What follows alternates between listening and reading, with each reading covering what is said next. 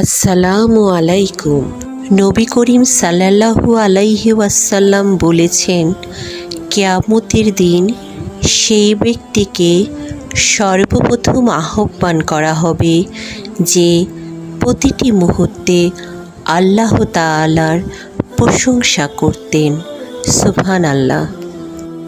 যে কষ্টসাধ্য বিষয় হলো আল্লাহর সন্তুষ্টির জন্য সবচেয়ে প্রিয় জিনিসকে বিসর্জন করা, যা আপনি ভালোবাসেন।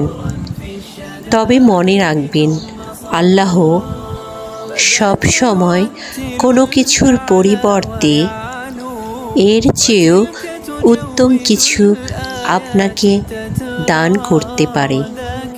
আসুন বেশি বেশি করে দরুদ পড়ি।